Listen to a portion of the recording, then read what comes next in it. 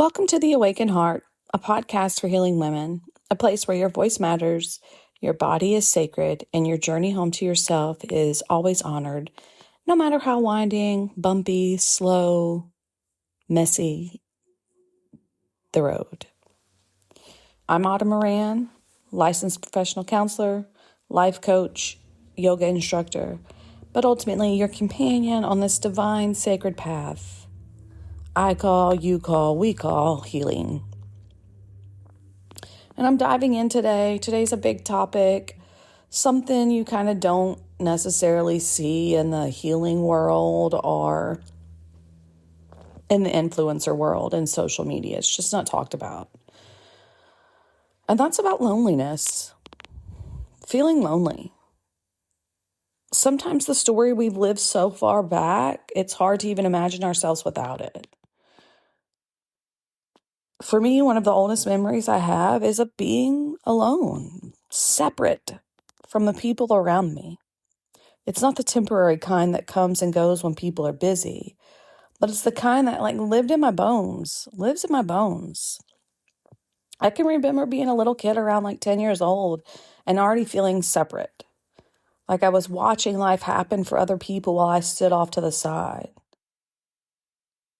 But I can also remember a little off topic, these aren't my people. I need to get out of here.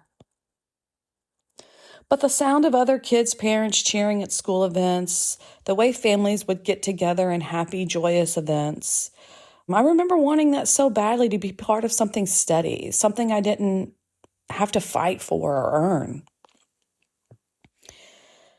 And when my grandma died, my mama, it wasn't just losing a person. It was losing the only person who really saw me and who really cared for me without condition, without judgment. She was my safe space. And I haven't had that since. I miss her. My family, bio family, most of them have essentially disowned me for some reason or another, don't really like to talk to me. Have the bestest time with others. There are no check-ins, no surprise thinking of you calls. No one really cares outside of my kiddos and my chosen family. And I'm grateful for those connections, but there's still an ache that runs very deep underneath it of when your bio unit is distant. I've spent my whole life trying to build what people call a chosen family, right? Your tribe, your people. I've let people in, hoping they would stay. Sometimes I've settled for people who weren't safe for me, just to keep from feeling that deep familiar ache of being alone. Not the best moments, right? But hey, it is what it is. I've done it, I've lived it, and I'm better for it. But here's the truth. No matter how many times I've been left, I've never stopped trying. Even after all of it, I'm still looking for connection. I still long for it. I still enjoy it. I still hope for it. For most of my life, I've been in survival mode. And I didn't have the language for that until I got to college and started my college journey. So that means I grew up with unhealed trauma, and I was neurodivergent without even knowing it. And that meant I was constantly trying to catch up to my peers, to be a good mom, to have the kind of family that seemed to come naturally to other people. It was always such a dichotomy for me because it was like I feel or have felt that I'm behind my peers externally.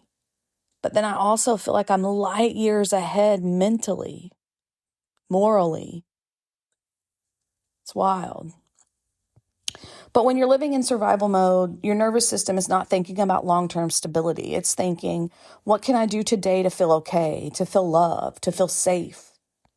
And sometimes that means making decisions that don't line up with the life that you want in the long run. For me, unfortunately, that looked like dating a lot when my kids were younger. letting people in and out of their lives, not because I didn't care about how that might feel to them, but because I was searching for something to have the stability, to mimic others, to have what you're supposed to have in the only ways I knew at the time, right? I know better now. We all know better now, right? And this is where regret lives. I can look back and I can see instability. I see ways I could have shown up more steadily for myself, for my kids, for my community. I can't undo the impact. I can't go back and give them a childhood untouched by my own wounds. But I acknowledge it, and I say to them and to myself, I see now how much change there was in our home, and I'm sorry for how that may have felt for you. I was looking for love and security, but I didn't realize how it might have affected you. And I'm here now, and I'm as steady as you need me to be. And that's the difference between living in shame and living in accountability. Shame keeps you in the story of failure. Accountability lets you be part of the repair. It's not about never having ruptures. It's about repairing post-rupture. I know I'm not the only one right now who has felt unchosen or cut off from the people you expected to be your safety net. I see loneliness getting minimized all the time. Everyone seems to have the perfect family, the perfect group, the perfect friends. It's all there on social media for you to see and envy and want to copy, right? You just need to get out more, join a club. But for trauma survivors and neurodivergent women, loneliness is not just about having people around. It's about belonging. It's about safety, about feeling like someone would notice if you didn't show up. And when you've lived without that, every connection can feel fragile. You can end up accepting crumbs of attention just to avoid that deep ache.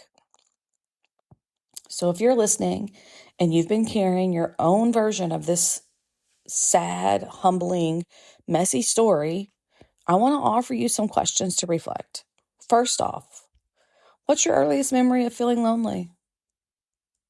Where's your source? Who, if anyone, made you feel truly cared for? And what happened to that connection? What have you been searching for in the people you've let in? A lot of the times we just want love. We just want safety, even if all the red flags are being like, not love, not safety. And then we get that social conditioning override. Yeah, but there's potential.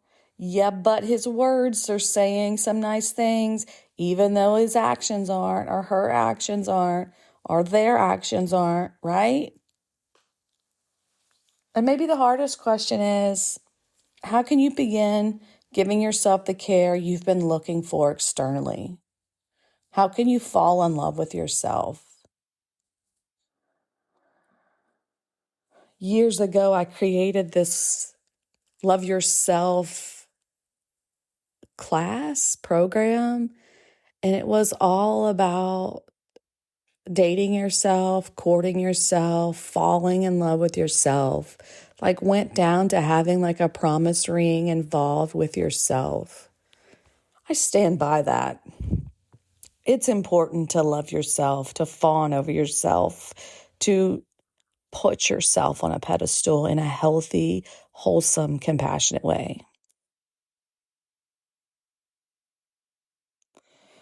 So let's talk about something practical, right? How to live with loneliness, to work with loneliness. Because the truth is, connection isn't always instantly available. We can't always make people appear in our lives no matter how much we wish for it. But there are ways to care for you in the meantime so that the loneliness doesn't eat you alive. First off, name it without shaming. Pretending you're not lonely doesn't make it go away. It just makes it feel heavier because you're carrying it alone in secret. Even if you're telling it out loud, forgive me if it's faux pas, but if you're using AI to have a conversation to talk about it, to just say, I feel lonely right now, it can take some of the sting out. Please put pen to paper and get it out of your head. Get all those grievances, everyone that's left you, everyone that's harmed you, let it out. Get that shit out of your mind and body. You can create micro moments of connections. These don't have to be deep, lifelong friendships, right? To matter. So say hello to a barista and have a nice conversation. Checking in with a neighbor. Sending a short voice memo to someone you like but don't talk to often. Tiny moments remind your nervous system that connection is possible. And if none of those are achievable, connect with you. Have micro moments of just checking in with you. Say to yourself what you would say to a dear friend. Self-soothing rituals are very important because loneliness can be unpredictable, right? It comes and goes. But rituals create something steady that you can rely on. And this might be making a tea at the same time each evening. Pulling a tarot card daily and getting some guidance or just some education or just some funsies. Lighting a candle, watching it burn, meditating. The goal is to have something dependable in a life that hasn't always felt dependable.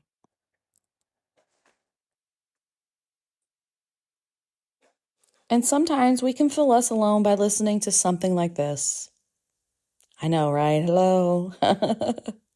Or reading a memoir, or joining an online space where others share openly. You might not be in direct conversation, but you're still in the presence of other human stories. And then lastly, my suggestion is go to a soft place that you can go to regularly.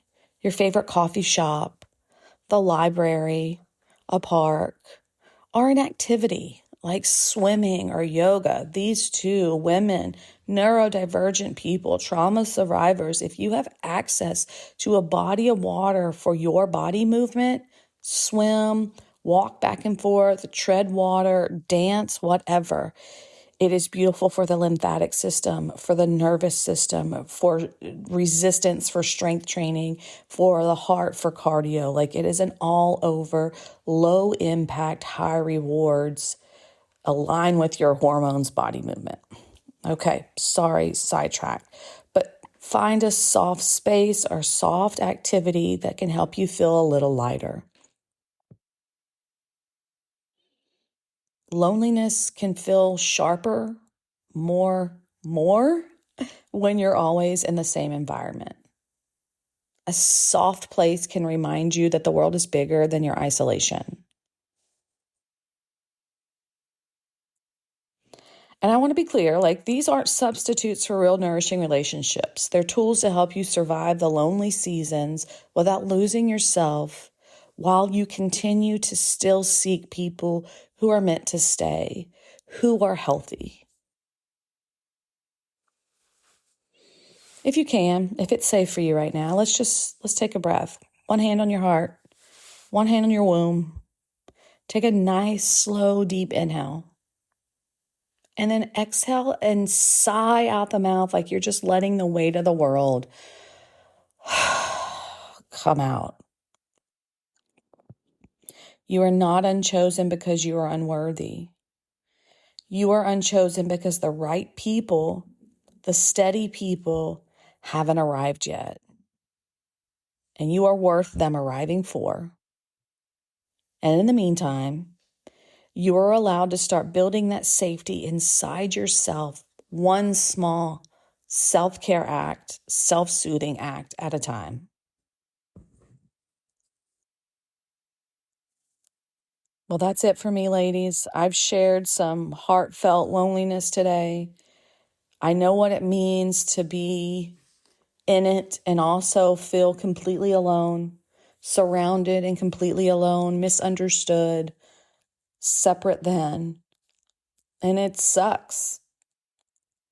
And there's no fucking magical answer for it except to love yourself and have the compassion for yourself that others just seem to be lacking. Have the curiosity and joy for yourself, again, that people seem to be lacking.